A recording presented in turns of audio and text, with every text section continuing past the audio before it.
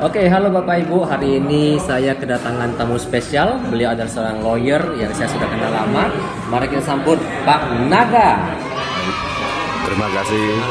Halo. Ya, terima kasih Pak Tito atas undangannya di sore hari ini. Hari ini di hari Sabtu ya Pak ya. Jadi kami sedang ya duduk-duduk santai sambil cerita-cerita tentang kisah masa lalu ya. Masa lalu kita yang penuh dengan penderitaan ya. Dan kebetulan kami saat ini sudah lama juga gak ketemu ya Pak ya. Yes. Nah, mungkin saat ini Pak Tito luar biasa sih menurut saya. Ya. Fokus di asuransi, Pak Naga fokus di pengacara ya. Pak, boleh cerita nggak? Bapak mulai jadi pengacara sejak kapan? Jadi baik. Jadi saya lulus pengacara itu di tahun 2010 dan pengangkatan di 2013. 2013. Ya, 2013 pengangkatan di daerah Kota Medan. Gitu. Nah, oke. Dan setelah itu saya merantau ke Medan, ke Makassar, ke Jawa, ke Jakarta. Akhirnya saya balik lagi ke Batam. Nah, di 2014 saya menikah, saya fokus di Batam. Nah, saya juga mengambil S2 itu di Batam. Nah, selain S2, gak apa-apa ya, saya kenalin diri saya sedikit ya Pak ya. Pak kenal maka tak sayang. Ya. Sorry. Jadi selain S2, saya juga mengambil sertifikasi khusus yang masih berkaitan dengan hukum. Yang pertama itu saya ambil mengenai legal auditor. Nah, legal auditor yang mendapat sertifikasi atau gelar di CLA. Apa itu CLA? CLA itu adalah Certified Legal Auditor. Certified Legal Auditor. Nah, Itu certified auditor apa itu Pak? jadi begini, setiap perusahaan atau setiap orang yang biasa ingin mengajukan uji tuntas hukum, nah biasanya perlu satu lawyer atau satu orang hukum yang sudah mendapatkan sertifikasi itu tersebut, baru bisa melakukan uji tuntas hukum atau disebut dengan due diligence. Due diligence. Yes. Nah, lalu setelah itu saya ambil sertifikasi lagi di pengadaan barang dan jasa. Pengadaan barang dan jasa. Nah, di situ mendapatkan gelar CPL, Certified Procurement Lawyer. Nah, di sini tentunya berkaitan dengan pengadaan barang dan jasa ya Pak ya. Nah, setelah dari itu saya ambil lagi sertifikasi khusus keahlian di ahli hukum kontrak pengadaan barang dan jasa. Nah, dengan gelar CPCLE. CPCLE. Nah, mungkin Anak C-nya ini certified semua ini. namanya belajar Pak, hidup. Nah, begitu. Mungkin itu saja sih perkenalan awal dari saya. Nah, mungkin lebih lanjut juga ada di channel YouTube saya ya Pak Tito ya. Nah, Untuk Pak Naga apa Pak? boleh ketik di Naga Suyanto. Di Naga Suyanto. Nah, cuman channel YouTube tersebut saya mix dengan hobi-hobi saya. Hobi Pak Naga. Oke, hobinya apa Pak? Hanya kebetulan Pak, saat ini saya senang off-road. Off-road. Ya, mobil off-road. Nah, Masuk ke jalan yang bukan aspal gitu ya? kalau ke aspal namanya on the road Pak. Itu on road. Oh, berarti beneran masuk ke hutan gitu Pak ya, lumpur-lumpur gitu ya? Itu mungkin bisa dilihat di video-video yang ada di YouTube saya nanti. Lalu saya juga suka ikan arowana. Ikan arwana. Nah, saya pelihara ikan biasa lah Pak. Karena waktu itu saya beli ikan itu dalam keadaan cacat. Saya beli, saya rawat, dan sekarang sudah pulih kembali. Berarti bukan hanya hobi tapi menyelamatkan ikan loh ini. Dan beberapa kegiatan baksos kecil yang saya lakukan lah Pak. Wes. Ini sepertinya hobi lawyer ini semuanya lumayan-lumayan ya, yang seperti lawyer satu itu ya. Saya belajar sama Pak Tito. Oke, Pak, ini kesempatan yang bagus. Saya pengen bertanya ini berhubungan dengan hukum yang dalam asuransi. Nah, saya punya pengalaman adalah ada nasabah, ini dia tanya, bukan nasabah saya, disclaimer ya. Bayangkan ada nasabah katakan suami istri, si istri mau beli asuransi, lalu dia mau pilih ahli warisnya bukan suami, tapi dia pilihnya orang tuanya, katakan untuk papa atau mamanya si istri ini. Nah, dengan alasan si istrinya ini adalah dia tidak mau nanti kalau dia meninggal, uang klaimnya ini kalau beri ke suami, nanti suami punya dana untuk modal untuk nikah lagi. Jadi mendingan kasih orang tuanya gitu loh. Nah, Pak Naga, menurut Pak Naga kalau begini ceritanya, apakah ada kemungkinan suatu hari beneran si istri meninggal, si suami bisa punya hak untuk merebut uang klaim ini, padahal di asuransi sudah tulis untuk orang tua gitu? Yang pertama Pak, sebelum menjawab ya, sebagai suami istri ya tentunya kita harus saling percaya. Nah, kita harus juga bisa saling memegang komitmen. Lo nggak ngapain nikah ya? Iya dong, iya kan. Oke. Namanya kita sudah disatukan, ya kita pegang komitmen, berarti kita sudah mulai hidup di dalam satu keluarga yang telah diikat dengan perkawinan. Nah, kalau untuk Boleh hadap gini, Pak. Nah, kalau untuk menjawab pertanyaan Pak Tito, yang dapat saya simpulkan adalah si istri membeli asuransi. Nah, lalu si istri ya kita katakan dia nggak percayalah, ya kan. Lalu dia memilih ahli warisnya ini adalah orang tua dia atau saudara kandung dari si istri. Nah, karena si istri takut ketika dia meninggal dunia, si suami akan menikah lagi dengan orang lain ya. Nah, kalau bisa saya jawab dengan singkat, di dalam praktek itu pihak agent ya, atau si agent ini jangan sampai dia lalai di kemudian hari. Lalai gimana, Pak? Begini, jangan sampai ada akibat-akibat hukum yang akan terjadi karena kelalaian kita menjelaskan produk asuransi kita yang tidak terlalu detail. Dan menurut saya ya, kalau saya boleh bicara, agent juga harus dibekali dengan pengetahuan hukum, khususnya di hukum asuransi atau di hukum waris. Nah, makanya video ini dibuat ya. Jadi menjawab pertanyaan itu pada prakteknya memang itu sering atau mungkin pernah atau sudah pernah terjadi. Nah, tapi saya tidak mengkaji itu, saya kaji dari sisi hukum. Nah, terutama di hukum waris, dan ada beberapa aturan hukum yang akan saya kaji. Nah, di sini secara singkat boleh ya saya sambil baca ya Pak, karena ini tulisan saya. Mungkin nanti bisa dilihat di bawah ini. Nah, jadi penentuan waris menurut KUH Perdata. KUH Perdata ini adalah Kitab Undang-Undang Hukum Perdata. Nah, ini adalah buku induk dari hukum perdata. Nah, beberapa teman yang background hukum pasti sudah tidak asing lagi dengan istilah KUH Perdata. Nah, dalam Undang-Undang KUH Perdata jelas mengatur bahwa penentuan hak waris diatur, saya kutip dua saja. Yang pertama adalah harta waris terbuka. Nah, harta waris terbuka ini adalah dapat diwariskan kepada pihak lain apabila terjadi suatu kematian.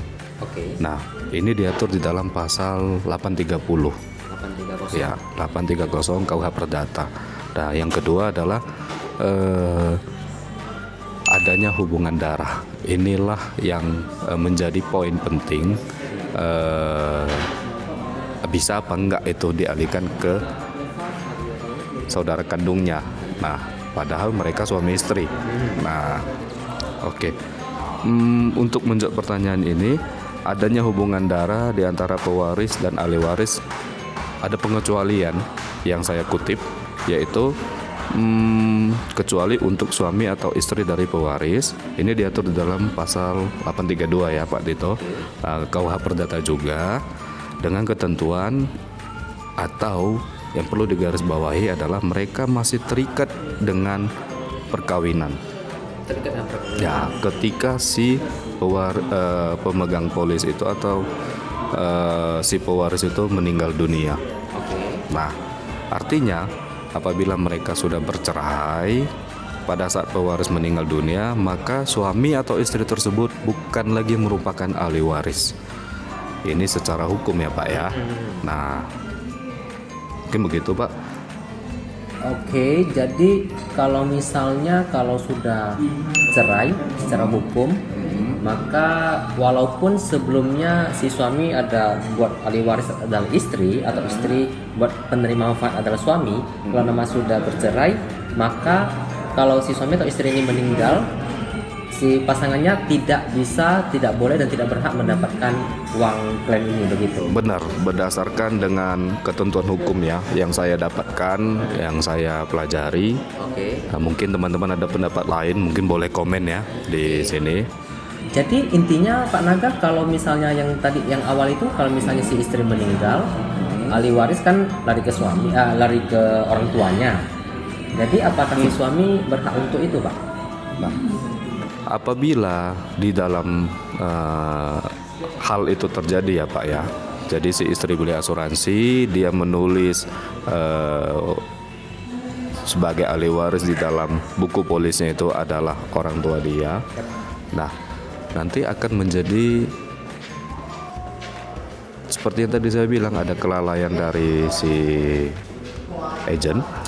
Nah, dia tidak mencoba atau menggali atau menjelaskan resikonya gitu ya.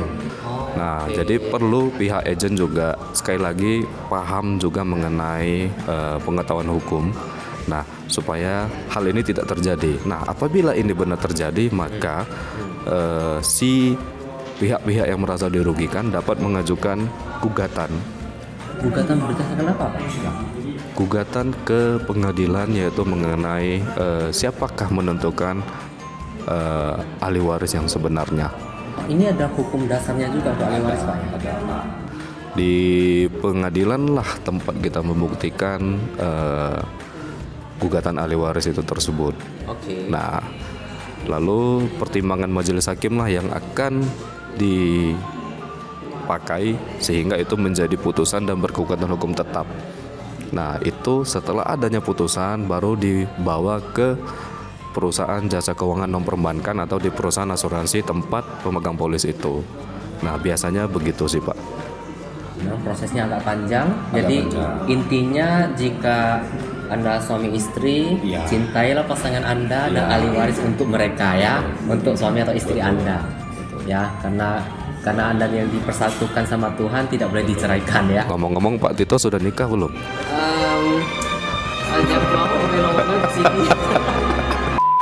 Oke, next Pak Naga, pertanyaan kedua ini. Sering di lapangan saya menemukan juga di YouTube saya banyak yang tinggalkan komen yang penuh dengan kemarahan karena ada satu video saja sudah 7.000-an view tentang apakah 10 tahun pasti balik modal asuransi, ternyata tidak. Berarti di lapangan di Indonesia ini seperti sebuah pembohongan massal gitu ya. Maksudnya banyak sekali agent yang menjelaskan bahwa beli asuransi 10 tahun balik modal. Ada juga bentuk janji-janji manis lainnya adalah invest 100 juta setahun, 5 juta, 500 bisa balik ya? Iya betul, bisa balik modal atau bahkan uangnya sekian gitu loh, dijanjikan sama agent. Begitu ya? Itu dia, dan banyak yang kemakan gitu loh. Pertanyaan Pak, boleh nggak kalau misalnya kan ketika waktu udah sampai ternyata nggak balik, kan pasti nasabah kecewa. Boleh nggak nasabah gugat ke agentnya gitu loh, atau bahkan suruh muntahkan uangnya gitu? Nah, kalau saya jawab secara singkat, boleh. Boleh. Tapi prosesnya ribet nggak Pak? Nah, begini, kita coba berpikir. Saya juga secara pendapat saya pribadi, nah apabila si perusahaan asuransi dapat atau bisa membuktikan bahwa ini adalah merupakan kelalaian dari si agent. Nah, artinya di dalam istilah tidak asing lagi di dalam istilah asuransi itu namanya mis-selling. Jadi agent menjanjikan sesuatu hal yang tidak mungkin terjadi dan apalagi itu tidak tertuang di dalam buku polis ya Pak ya. Tidak tercetak sama sekali. Nah, itu makanya perlu pihak calon nasabah untuk mendengar secara jelas keterangan dari agent dan membaca secara detail apa saja sih yang tertulis di dalam buku polis ya. Benar ya Pak Tito ya, menurut saya begitu. Dan harus baca detail loh ya. Baca detail. Nah, harus baca detail. Nah, tapi kita tidak membahas bagaimana detailnya atau seperti apa ya kan, atau kenapa sih tulisannya kecil-kecil. Nah, nanti tunggu di channel YouTube Pak Tito ya. Nah, itu di versi video lain ya. Oke. Ya, yang pertama saya coba kaji dalam sisi hukum pidana. Nah, kan ada dua, hukum induk, hukum pidana dan perdata. Ada dua. Nah, hukum pidananya adalah ketika perusahaan dapat membuktikan itu adalah kelalaian dari agent. Agent telah melakukan malpraktek atau mis-selling, maka bisa saja nasabah melaporkan perbuatan agent itu ke kepolisian setempat ya, kepolisian setempat dengan mengadukan mungkin bisa dipakai pasal 372 dan 378. 372, 378 dicatat. Oke. Tentang apa Pak 372, 378 ini? Baik, jadi buka saja di KUHP. KUHP ini Kitab Undang-Undang Hukum Pidana. Jadi isinya mengenai pasal-pasal yang berisikan salah satunya tadi di 372 dan 378. Jadi intinya pasal ini mengatur tentang penipuan dan penggelapan. Nah, jadi di situ apabila ada seseorang yang memang dia secara sengaja, nah lalu secara sadar melakukan perbuatan melawan hukum demi untuk menguntungkan dirinya sendiri, maka dia dapat diancam dengan penjara maksimal 5 tahun. Maksimal 5 tahun. Nah itu. Mungkin itu saja sih Pak, kalau dari pidana ya. Tapi itu kan penjara Pak ya. Terus kalau kerugian uangnya apakah nasabah bisa dengan gugat dan ambil balik gitu loh? Ini dia sih yang menjadi poin kenapa si nasabah itu marah karena uangnya tidak kembali. Betul. Nah, ketika pidananya sudah jalan, bisa saja si nasabah konsultasi ya dengan beberapa penasihat hukum yang dikenal oleh nasabah, juga bisa mempertanyakan ini kepada orang yang lebih mengerti di bidang hukum. Nah, bagaimana sih cara untuk mengembalikan uang yang diperjanjikan tadi itu? Nah, bisa saja menurut saya ya, mohon maaf jika saya salah atau saya kurang tepat, mohon dikoreksi juga ya Pak Tito ya, karena di sini saya sama Pak Tito masih belajar. Nah itu bisa saja si nasabah melakukan ini Pak Tito, gugatan prestasi atau gugatan perbuatan melawan hukum. Nah itu dia, bisa gugatan prestasi itu adalah ingkar janji. Nah perbuatan melawan hukum ini adalah gugatan yang kita tahu bahwa si yang akan kita gugat atau si tergugat ini benar telah melakukan perbuatan yang melanggar aturan-aturan hukum. Nah, kalau saya boleh berpendapat, gugatan yang diajukan adalah gugatan perbuatan melawan hukum karena adanya putusan pidana yang telah dilakukan oleh si agent nakal tadi. Sudah diputus, sudah bergugatan hukum tetap, dia masuk ke dalam sel, maka kita dapat mengajukan gugatan perbuatan melawan hukum. Tapi kalau saya boleh saran ya Pak Tito, sebelum mengajukan gugatan itu, sebaiknya konsultasikan dulu kepada beberapa pakar hukum, karena mungkin kita perlu mempersiapkan gugatan itu secara sistematis. Lalu kita kaitkan dengan bukti-bukti yang kita ada dan kita juga bisa mempersiapkan saksi. Saksi. Nah, saksi. Ternyata bilang komponennya banyak faktor juga yang harus dipersiapkan dalam menggugat gitu ya. Begitu Pak, memang di dalam mengajukan gugatan kita tidak bisa serta-merta Datang langsung bilang ini penipu, aku mau uang saya kembali. Tidak sesimpel itu ya. tidak sesimpel itu, harus ada putusan berkekuatan hukum tetap. Nah, baru berdasarkan putusan itu baru bisa dilaksanakan. Berarti tidak serta-merta sekali-kali sidang sudah jadi gitu Pak ya? Enggak Pak, karena ada proses dan tahapan yang harus kita lewati. Nah, makanya dan satu hal lagi sih Pak Tito, sebelum kita menggugat, kita juga perlu